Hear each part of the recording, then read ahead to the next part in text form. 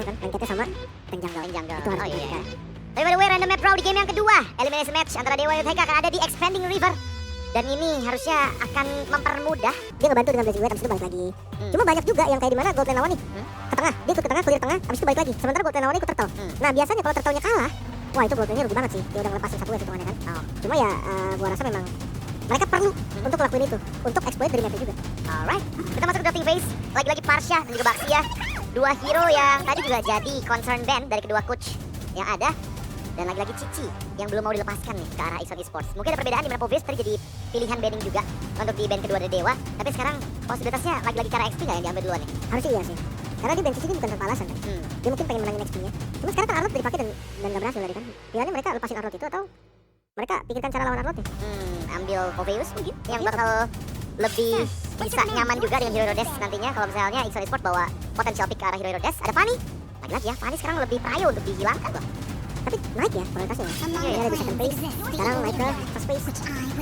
Oke, if yang tadi sempat digunakan juga untuk eksklusi sekarang nggak mau mereka lepaskan, berarti ada potensi pick juga untuk fighter-fighter dibawakan lagi nih untuk teman-teman dari Dewa. Apakah mereka akan coba nge-copy susunan hero mungkin dari hero early game phase aja gitu? Mereka bakal coba maksimal untuk bermain ngasih tekanan di awal.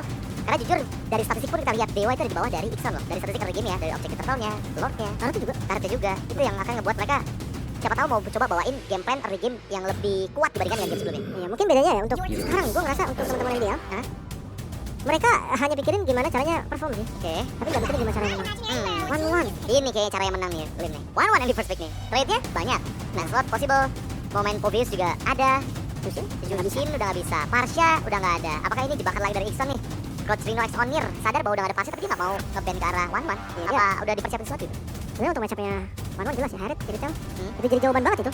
Lebih ke Herald sih, karena One tuh mau bikin magic defense pun darahnya memang dikit. Betul. Memang dari sananya di settingnya kayak gitu. Sementara kalau misalkan mau diadu dengan Mas Wayne tadi, Kiritel juga jadi satu opsi. Povius yang lepas. Ini juga jawaban untuk One walaupun beda ya sama yang dulu yang lompat terus. Sekarang benar-benar lumayan ngebantu dari pasifnya aja. Oke, tapi ngomong-ngomong untuk pilihan jungler dari Ixon ya, dia sempat bilang bahwa jangan melepaskan tank nih untuk nantinya Clavis gitu. Tapi sekarang dengan Hayabusa yang langsung muncul di pick pertama, masih banyak single target loh yang bisa nanti dimaksimalkan dengan kombinasi ke arah One. Atau jangan-jangan ya, kekalahannya Ixon kemarin itu transisi dari jungle-nya Assassin ke tank. Kembali dari tank ke Assassin. Makanya sekarang dia prioritas ke Assassin-nya juga. Angela. Angela One sebenarnya ini udah draft yang asik banget. Cuma ya mid to late game gak sih? Mid to late game. Setuju banget untuk mid to late game-nya.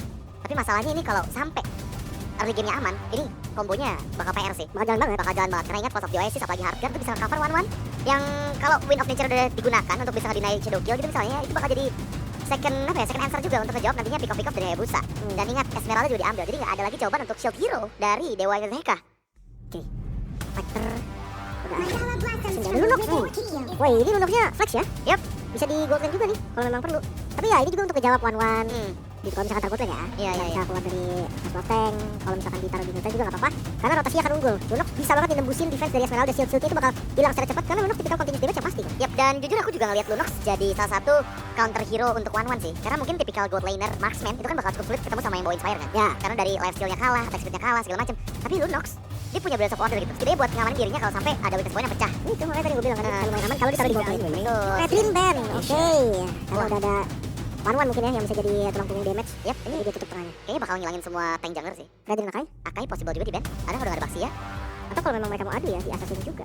Berarti mereka masih punya repot lahan slot. Kecuali Angela mid ya. Bisa sih Angela mid. Angela mid sih harusnya. Angela mid sih. Jadi ya seenggaknya masih depannya bisa Garot atau Hylos gitu. Oke, biar ada badan lagi kan. Lancelot Hylos enak kayaknya deh. Atau Lancelot Gatot Kaca juga bisa buat Dewa United. Ya aku suka si Lancelot Gatot Kaca sini. Karena ya minimal harus ada hero yang bisa escape juga dari Lunox gitu. Hylos memang punya gold pathway tapi ya kalau dikejar sama Lunox cukup repot. Kalea ban. Wow, kita berat Kalea di match pertama aja. Biasanya memang nggak di game pertama atau game kedua sih. Second phase juga.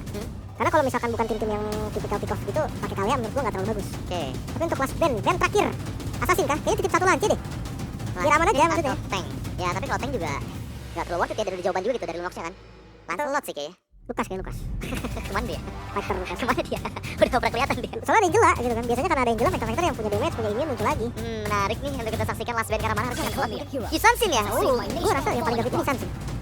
Jadi kalau memang diambil ya, kalau Yusansin diambil, iya sih itu bakal ada. Bisa rusuh dari awal malah. Malah Yusansin di sini menurut aku nambah-nambahin late game hero. Lebih ke farming lagi kan? Artinya jadi banyak banget hero farming. Esme gak bakal nutup. Midnya udah pasti bakal kalah match up karena bawa Angela mid misalnya ya. Gold lanernya dipaksain sama Lunox level 4 menang Lunox gitu ya. Jadi dua lane udah kalah laning gitu. Jungle-nya terancam banget ke Boy Sansin sih sebenarnya. Apalagi Haya. Iya, yang Ah, iya, dari emang ping kan mengganggu gitu. Itu dia. Oke. Cuma ya tetap di respect aja mungkin ya. Dari adanya respect. Mungkin power pick juga dari Sansin ya. Oke. Tapi untuk last band, Dewa United hero apa dia akan di ban? Dan ternyata Granger ya? harusnya Granger sih yang diantisipasi. Jujur aku pengen ngeliat Suppress Hero sih dari kanan sih. Atau bawa Chow gitu minimal. Tapi Chow tuh ke One agak nanggung ya. Berarti Suppress Hero sekalian sih. Kayaknya kalau setup ya mending suppress kalian. Hmm. Cuma ya mereka main biasa kayak screaming juga oke sih. Biasanya mereka yang ngambil high loss-nya gitu kan. High loss. Pas banyak di depan. Oke. Kita Kimi juga bisa. Mid Kimi. Menarik nih untuk Mid Kimi karena dari segi physical damage mereka udah punya Hayabusa. Lunox sudah nge-cover banget magical damage. Lebih fleksibel pick sebenarnya untuk mid-nya bawa-bawa apa gitu ya. Fighter pun possible aja kalau misalnya emang ada yang enak lawan one-one. Dan apa kira-kira akan diambil oleh coach Rino Action ya. Dan Gatot Kaca ternyata yang jadi opsinya. Tapi Gatot or high loss lah ya. Dua-duanya first win juga. Dan kalau Gatot bisa dikomboin aja sama Lunox mungkin. Kayaknya kalau Gatot Lunox ini juga bisa deh. Lunox mid ya. Dia ngambil gold lane-nya kayak yang asuransi late game. Nanti Trinity item lah. Moskov atau dia ngambil kayak Cloud atau dia ngambil ke Irrital juga masih oke untuk match one-one. Jujur aku lebih suka ngeliat kalau tadi main lagi glass cannon sih. Contohnya kayak ada Jauhead gitu yang muncul jadi bener makan mid Dari Dewa? dari Ixon. Oh, Jauhead yang muncul langsung makan awal aja. Itu bakal ngebuat ya tipikal late game insurance hero-nya bakal early game-nya lagi-lagi cuma camping ya. Tapi ya kita bakal lihat nih. Hylos kan yang diambil dan juga Alpha ternyata ya opsinya bukan ke arah Akai. Dan ingat Alpha ini tipikal hero yang sekali dive in dia gak bisa escape lagi. Jadi harus hati-hati juga dari kalkulasi penggunaan Spear of Alpha-nya sih. Kayaknya itu tujuan dari pick Angelanya juga deh. Oke. Cuman harus kasar ya. Kalau di awalnya nggak kasar, pick Alpha jadi rugi. Karena ini bukan berhadapan dengan Jungle Tank loh. Kalau berhadapan dengan Jungle Tank, iya Alpha-nya nggak kasar pun Jungle Tank-nya nggak bakal berani kasar. Betul. Cuman kalau sekarang dari derajat kan di awal Assassin dia pasti under daripada Fighter, apalagi Fighter paling kuat gue rasa di awal. Iya, setuju sih itu. Itu harus dimaksimalin. Kalau enggak, ya udah nanti Haya misalnya ada 2-3 item, temen-temennya akan dikejar. Ini kalau mau bawa hero yang powerful di mid game dan ke sana ternyata yang bisa untuk nge-counter initiate juga ya dengan utility hero yang dibawa. Lagi-lagi nih kombinasi efek sisi yang nantinya bisa untuk digunakan secara bersamaan nih dari Eternal Scout dan juga Ayo. Space sedikit aja. Ixonnya My God, tapi gak tahu sih one-one-nya bisa kuat banget juga kan. Kalau memang one-one-nya power banget, gak ada yang bisa langsung reach out ke one-one kecuali The Parsha. Baru bisa. Alright, kita bakal lihat langsung saja untuk di match pertama game kedua Dewa United HK versus Ixon Esports. Enjoy the game. Gue ngeliat Alpha ini inget MCGG gue.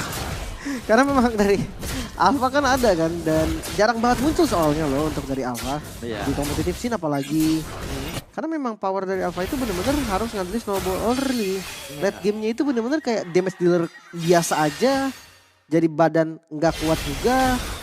Dan hati-hati Angela sekarang love wave-nya lama loh, cooldown-nya nggak bisa di-spam sembarangan. Betul, dan apakah dengan pemilihan Angela mid lane, Esmeralda EXP, ini udah cukup nih cover. Tapi lihat quad Shadow yang dibuka X3 Uzi cukup terancam, tapi justru malah Uzi yang memberikan badannya agar ya membeli waktu juga agar nggak ada member-member dari Dewa yang bisa nge-reach out ke Reject Miner ya. Memang first blood diamankan dengan nge-trigger ke arah Inspire, ke arah Revitalize. Dan di Inspire juga di-trigger oleh Heihei di bagian bottom lane.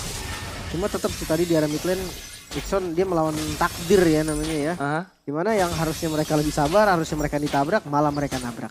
Cuma nggak apa-apa sih, masalahnya udah solve juga gua rasa dengan Clavis yang gak tumbang. Terus kayak sekarang dia udah level 4, dia coba untuk pressure ke arah bottom lane, bisa banget nih. Retry-nya ada loh, ini Flame Retribution, jadi damage one-one-nya bisa ketarik sedikit dan membuat kira-kira jadi cukup. Oh, Spear of Alpha, lihat gimana. Iko yang jadi target. Dan lupakan Iko tipikal hero yang memang nggak akan mudah berhadapan dengan Alpha ya. Karena sekali dia terkena Spear of Alpha, dia nggak bisa escape lagi loh. Jalan kaki di depan Alpha tuh bakal jadi bulan-bulanan sih. Udah pernah dipakai, ternyata bukan debut pick dari Alexandra untuk Alpha. Dan ya ngomongin soal Povius lagi, Povius memang dulu bahkan sempat ada di PH ketika Povius lagi kuat banget. Itu dilawannya pakai Alpha XP. Tapi sekarang setup Turtle kayaknya nggak dikontes deh, nggak sempet juga. Yap, memang cukup beresiko ya kalau kita ngebahas Hayabusa yang bisa dikontesin ke arah Turtle-nya. Tapi lagi-lagi target dari Assassin ya biasanya dapetin ke arah point kill. Dan dapat Gold Scavenger Trap yang diambil asitnya untuk Heihei menjadi keuntungan awal ke arah Dewa United dengan 500 gold lead yang mereka miliki. Ini debut pick ternyata untuk Lunox dan ZYY. Kalau ngeliat Heihei dia udah pernah pakai Lunox kan. Ternyata untuk ZYY baru sekali dan Clavis 2 kali kalah dengan Hayabusa. Makanya tadi gue sempat bilang kan, kayak lebih identik, lebih ikonik dengan jungle tank daripada jungle assassin. Tapi ya jangan lupakan juga siapa tadi transisi dari pembiasaan juga di competitive scene kan. Tapi ada players head to head by GoPay di mana kedua belah roamer ya, Bosket dan juga Uzi di sini terlihat dari statistiknya memang nggak terlalu jauh berbeda, tapi dari hero pool nih, memang Bosket 12 kali pemilihan hero yang berbeda. Wah, banyak ya. Lebih banyak dari Bosket. Cuman percuma sih kalau banyak tapi nggak maksimal.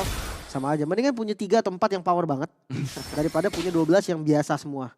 Oke. Jadi nggak ada tipikal hero jadinya, nggak ada wajahnya gitu jatuhnya. Oke. Tapi bergerak ke arah bagian River dengan kombinasi knock up effect. Backup dari Hardguard berhasil ternyata tetap didapatkan oleh teman-teman dari Ixon Esports. Alexander down. Cover dilakukan. Close far away mengunci pergerakan dari Uzi. Sore Uzi masih coba untuk membeli waktu sebanyak mungkin. Dengan terus-menerus di cover dari Infernal Pursuit terkena satu deadly grabs yang memang cukup beresiko itu untuk mendapatkan nyawa dari Bosskit. Sakit ya, berasa ya. Vexana juga di patch 2 patch sebelumnya berarti ya, itu kena buff yang lumayan bagus. Jadi nggak perlu pakai Shadow Talisman lagi. Sementara dari Lunox nih, menurut gue Lunox juga sekarang udah sangat-sangat usable deh.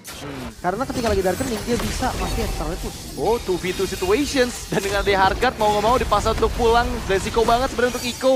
Tertangkap apa Iron Spring, Clavis. Dia masih butuhkan waktu untuk adanya kembali Shadow Kill yang sekarang udah available. Tapi jangan lupakan dia masih level 1 untuk Shadow Kill-nya.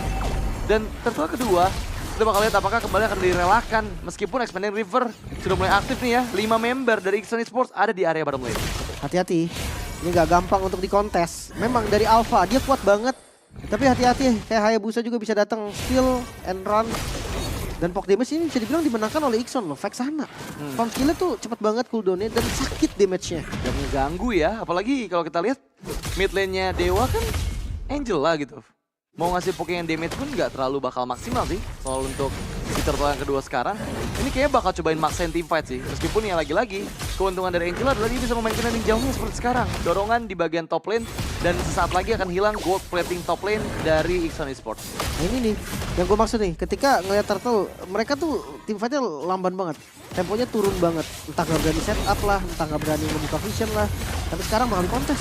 Yap, setengah Turtle. Sudah hilang HP-nya, langsung follow up ke satu member Ketos. Di down Bosskit juga menghilang.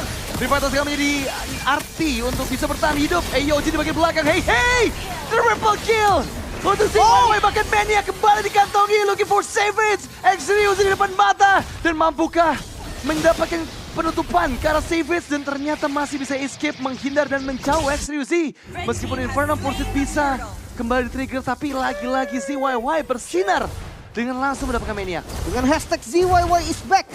Karena Mania kembali diamankan. Sempat turun dari kurvanya, tapi sekarang mereka membuktikan kalau Ixon is back.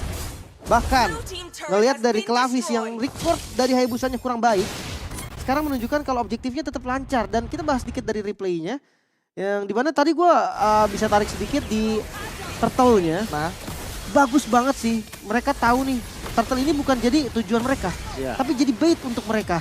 Ada yang lewat kena unbreakable dan langsung di darkening itu hilang secara instan. Apalagi dengan item tadi Genius One di first itemnya, ya pasti Jiwa damage-nya cukup. ya masalahnya tadi target utama juga ke Ketzi kan. Dan ingat, setebal-tebalnya Ketzi, Esmeralda bukan tipikal tank yang bisa sustain banget.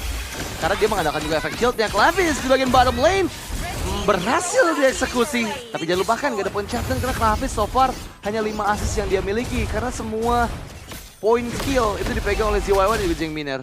Betul. Tapi ya lumayan lah, tetap dia matahin pattern dari Clavis seenggaknya. Yep. Gak seagresif yang gue kira ya dari Hayabusanya. Kalau di Samsin tadi kan Clavis galak banget tuh. Tapi kalau sekarang gue ngeliatnya ya lebih pelan. Dia nggak buru-buru juga. Untuk dari segi item Hunter Strike udah jadi. Terus ada satu Legend Sword ke arah Malefic harusnya ya, Malefic Roar. Cuman sebenarnya untuk Hayabusa gue suka Endless Battle lumayan, War Axe juga lumayan. Ya. Walaupun Endless Battle sekarang udah gak ada Hybrid Life Steal kan. Dia ketika cooldown ada skill yang digunakan aja nambah darah. Waduh, bottom lane yang dituju Hardguard telah diaktifkan tapi Uzi menutup jalan pulang untuk seorang Hey dan berhasil didapatkan. Glorious far away. Coba dikeluarkan AOG, menangkap Exriuzi. Dan sepertinya Unbreakable masih dalam keadaan cooldown meskipun double kill kali ini dipegang oleh Jeng Miner. Dan lagi-lagi lihat gimana mereka berhasil memaksimalkan setup yang matang di bagian bawah. Bahkan ya itu flicker juga udah kebuang. Banyak banget informasi yang bisa didapatkan. Walaupun memang dari Ixonnya juga dia komit banget tadi. Tapi hati-hati ditangkap sih. Wah, ini satu persatu sih Tembus. semuanya. Nggak ada yang tahan dari damage-nya si YY. Ini bakal cukup PR sih karena ya setebal apapun Hylos dilelehin semuanya sama Lunox. Esme pun sama kasusnya. Ya mereka butuh seenggaknya 2 medical defense lah. Itu pun tetap tembus tapi memang butuh waktu lebih lama. Iya. Jadi dia bisa gerak, bisa kabur dulu. Sementara turtle yang diamankan tadi membuat Ixion goldnya semakin melambung tinggi. 3000 gold, masih gold yang bisa dikontes sebetulnya. Tapi hati-hati nih, semuanya bisa dimakan. Semua di bagian depan tuh nggak ada apa-apanya di mata Zimaiwai. Iya, ini dominasi penuh lagi kah dari Ixion? Meskipun jauh lebih apa ya, bisa mengejar lah ya dari Dewa ya. Karena dari early game juga mereka mendapatkan objektifnya. Tapi sekarang di menit yang ke-8, kondisinya lagi-lagi dipegang oleh Ixion. Memang nggak terlalu jauh nih gap yang ada nih. Dan mereka juga kembali membawakan typical marksman sebagai gold lanernya. Jadi ada chance sebenarnya untuk bisa dibalikan keadaannya. Tapi apakah Ixion ini bisa terkena mistake seperti sekarang di mana Iko yang target dan justru malah jadi cover yang bagi. Dengan satu Eternal Scar kembalikan keadaan, Shadow King dikeluarkan berbagi damage-nya. Tapi Iko nggak terlalu lama bisa menahan damage. AOG dikeluarkan, boss kit down. Gak ada yang lagi di depan membuat Ixion Esports masih bisa mendapatkan target kedua, Alexandra. Juga jadi bulan-bulanan warga dari Ixion. Hanya mengorbankan Iko dan mereka sekarang bisa meraih objektif yang mereka mau. Klavis, poke damage aja, memukul mundur aja. Dan targeting yang menurut gua nggak bisa sih tadi. Povius Dark Wave-nya kena 4 tadi. Dia langsung lompat-lompat doang itu balikin. Dan Eternal Scar-nya juga targetingnya pas banget sih. Karena itu jadi cover yang ngebeli waktu cukup lama agar teman-teman dari Ixion lainnya bisa regroup gitu. Makanya nih, sementara untuk One dia masih butuh space farming. Dia masih butuh waktu yang lumayan lama sih jujur untuk One baru jadi item ketiga berarti Huskclaw. Karena Corrosion, Windtalker, dan Huskclaw kan item ketiganya. Iya, tapi aku agak sedikit teralihkan fokusku sama giveaway dari Infinix jadi 30 Pro nih. Karena ada hadiah giveaway untuk kalian semua loh. Tapi Shadow King di bagian bottom lane berhasil didapatkan oleh Klavis. Dan lihat hitnya 1 lawan 3 loh, Lin. Ada hardcard juga. Nggak jadi pengaruh untuk dapatkan point kill karena hehe. Makanya perbedaan gold, perbedaan level itu jadi faktor utama. Plus untuk Angelin sekarang, shieldnya nggak gede. Betul. Heal-nya oke lah, tapi shield-nya itu nggak bisa untuk nyelamatin orang. Flash of Theosis juga tadi kelihatan kurang berfungsi dengan baik. Lord free di tangan Ixion. Gold semakin naik lagi. Tadi 3000 sekarang udah masuk ke 5000 loh. Dan itu instan banget loh karena Lordnya. Karena lagi-lagi ada Lunox ya.